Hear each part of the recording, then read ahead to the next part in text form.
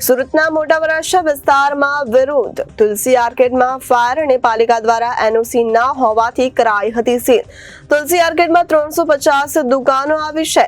વેપારીઓએ fire NOC મેળવી લીધો છતાં સીલ ખોલાયા નથી। સુરતના મોટા વરાછા વિસ્તારમાં વિરોધ યથાવત તુલસી આર્કેડમાં ફાયર અને પાલિકા દ્વારા એનઓસી ના હોવાથી કરાઈ હતી દુકાનો સીલ। તુલસી આર્કેડમાં 350 દુકાનો આવી છે। વેપારીઓએ ફાયર એનઓસી મેળવી લીધો છતાં સીલ ખોલાયા નથી। છેલ્લા 3 દિવસથી ફાયર એનઓસી આવી ગઈ, અનેક રજૂઆત છતાં સીલ નથી ખોલાયાના આક્ષેપો કરાઈ રહ્યા છે। પાલિકાને ફાયરની રજૂઆત કરાઈ છતાં સીલ ખોલાયા નથી। દરરોજના વેપારીઓને નુકસાન થતું હોવાથી વિરોધ કરાઈ રહ્યો છે। સંજય માવાણી। શું વ્યવસાય કરો છો અને કઈ જગ્યાએ? મારી કપડાની દુકાન છે આ તુલસી આર્કેડની અંદર, અને આ એનઓસી આવી ગઈ છે।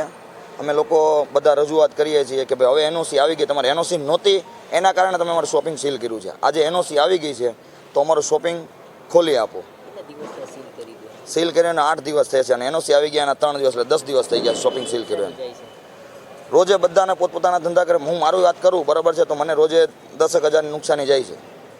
શું કહેવામાં આવે છે તંત્ર તરફથી? તંત્ર તરફથી એક જ જવાબ આપવામાં આવે છે, જ્યાં લગીને સરકારની ગાઈડલાઈન નહીં આવે ત્યાં લગીને અમે કોઈ વસ્તુ નહીં કહીએ। દીપક ગાંગાણી। શું માંગ છે અને કઈ જગ્યાએ? અમારી માંગ ફક્ત એટલી જ છે કે જ્યારે અમારી તુલસી આર્કેડની અંદર 3 દિવસ અમારી પાસે ફાયર સેફ્ટીની એનઓસી આવી ગયું છે, તેમ છતાં અમારી દુકાનો કેમ ખોલવામાં નથી આવી રહી। અમારી દુકાનો અત્યારે છે આમાં 70% ભાડુઆત છે અમારા કોમ્પ્લેક્સની અંદર। એ લોકો રોજગાર કરવા બહારથી આવી રહ્યા છે, સૌરાષ્ટ્રથી ઠેઠથી અહીંયા રોજગાર કરવા આવ્યા છે।